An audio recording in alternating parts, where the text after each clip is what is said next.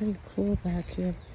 So I usually only come here in the winter time, but and I don't like to come here with all 4 dogs because they have to be on leash, and it's pretty well enforced. So it's much easier to come with 1 or 2 dogs if you've got to have them all on leashes.